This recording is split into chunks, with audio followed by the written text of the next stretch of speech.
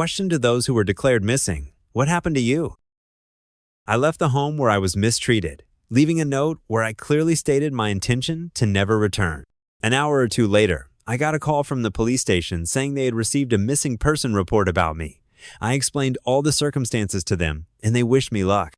Since I was an adult, I had the right to leave. That was 3 years ago.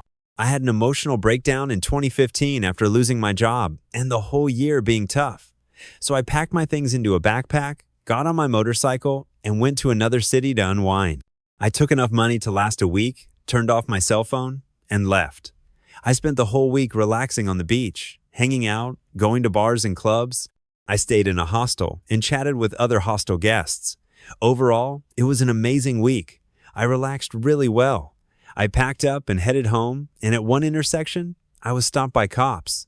It turned out that 2 of my former colleagues, whom I had seen after I was fired, were worried about me and came to my house to check on me. My housemate said they hadn't seen me for several days. They started searching the whole city for me and then reported me missing to the police. The police checked my records, my phone activity, saw I hadn't been active on social media for a long time, found out I hadn't called relatives in a long time, and while I was trying to distract myself from my shitty life, everyone was thinking the worst.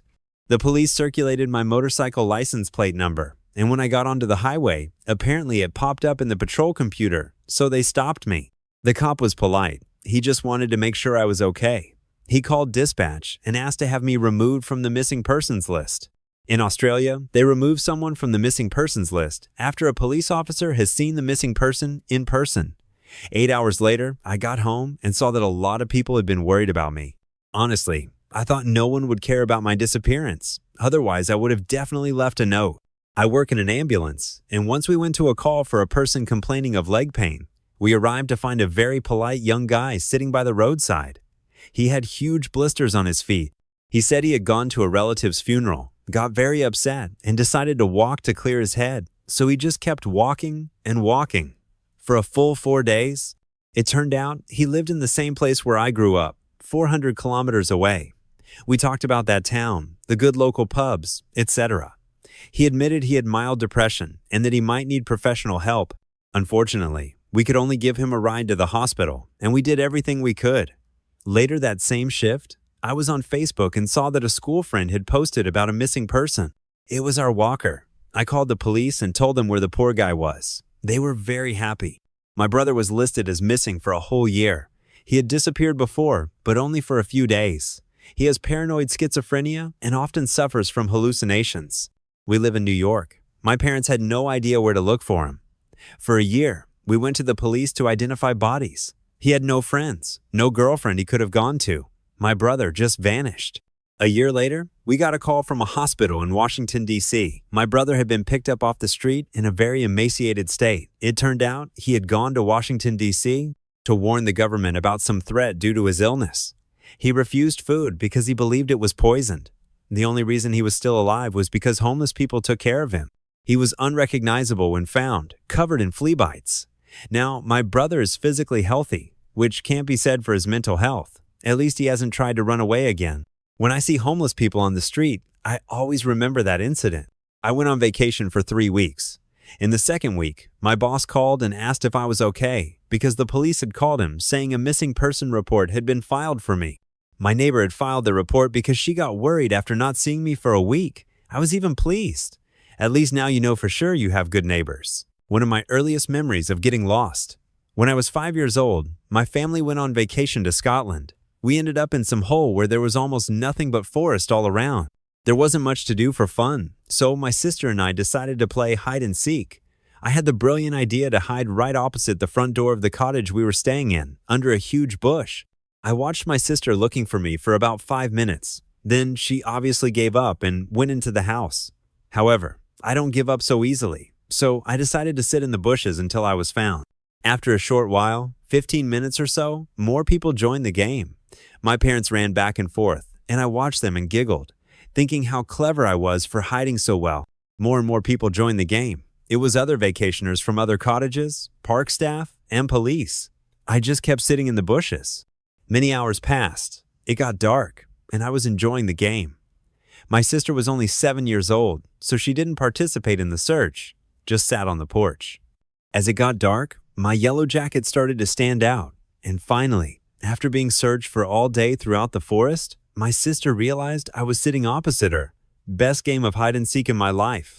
I don't remember exactly how old we were, probably around 10.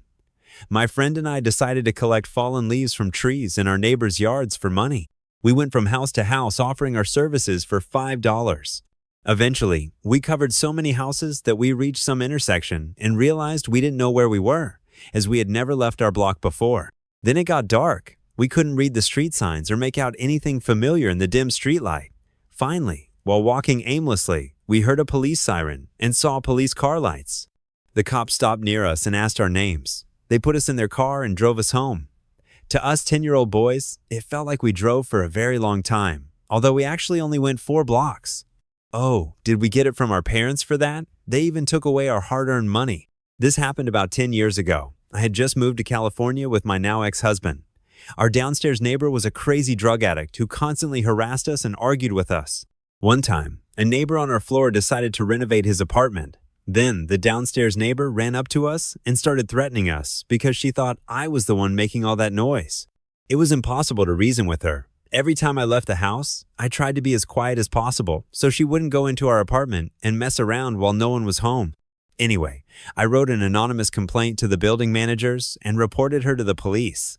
It turned out there were a lot of complaints about her. My husband picked me up from the police station and we went for lunch. Those idiots from the building management company went to the neighbor and gave her all my complaints. When we got back, she was banging on our door and screaming. We just left. Screw her. We went to Walmart, bought a tent and stuff, and went to Yosemite for the weekend to unwind. We did manage to sneak quietly into the apartment, slept a bit, and whispered to a neighbor that we were going camping for the weekend, after which I texted my mom, brother, and sister. But for some reason, only my sister got my text. During my last phone call with my mom, I told her about the downstairs neighbor threatening me, and then I disappeared. We only got back after 4 days. My voicemail was full of desperate messages from my mother and brother. They had gone to the police, telling them that the downstairs neighbor had killed us, made masks out of our skin, and was wearing them. Mom didn't believe the neighbor who said we'd gone camping. She thought that neighbor was covering for the other neighbor because her daughter never liked camping. That's true. It was my first camping trip ever. After 3 days of anxiety and suffering, they finally called my sister to tell her I had been killed. My sister laughed and said I was camping. Mom went silent and then said, "What? What makes you think that?" She texted me, "Why didn't you call me when you started thinking she was killed?" When we drove home and I got a signal, I listened to all those messages and immediately called my parents and then the police to cancel the missing persons report. A few years later, I tried to joke about it. Remember when you thought the neighbor killed us? It was just a crazy weekend. No one's laughing yet. Probably still too soon. My favorite story on this topic involves my cousin. He was 4 years old. We were all on a family beach vacation. At some point, he just disappeared. We searched for him for several hours, called the police. It turned out he had gone to some hotel 2 minutes from the beach to poop. He met some other kids there and started playing with them. All the adults thought he was the son of the hotel guests. He even had lunch there when the table was set. Meanwhile, we were ready to hire divers to look for him on the bottom. I checked into a rehab clinic. I don't know why I didn't tell anyone, but I was an addict and not thinking straight. My boyfriend, now ex, was the only person who knew about it. After about a week, I got a call from the hospital admissions office saying my mom was harassing them, demanding information about me, and claiming I'd been missing for a month. She was exaggerating. By law, they couldn't tell her about me, so they asked me to call my mom and explain everything. When I got out, I saw messages from a lot of people asking if I was alive, even from my old job. It turned out that my best friend and my brother had been messaging my ex-boyfriend, but he ignored them and also didn't tell me they were looking for me. If he had told me, I would have asked him to tell them where I was, and all this fuss could have been avoided. I felt very embarrassed that I made so many people worry for nothing. When I was about 6 years old, my family was on vacation in Yosemite. We were staying at a small campground. There, I met a kid who was a bit older than me, and we went exploring the area. We wandered too far and encountered a bear cub in the forest. We just stood there staring at each other for a few minutes. Then we went our way. When we got back to the camp, the park rangers were already searching for us. My parents were going crazy. For some reason, my story about the bear cub didn't seem as cool to them as it did to me. Be sure to subscribe to our channel so you don't miss new super interesting discussions. For now, we suggest you watch our other videos.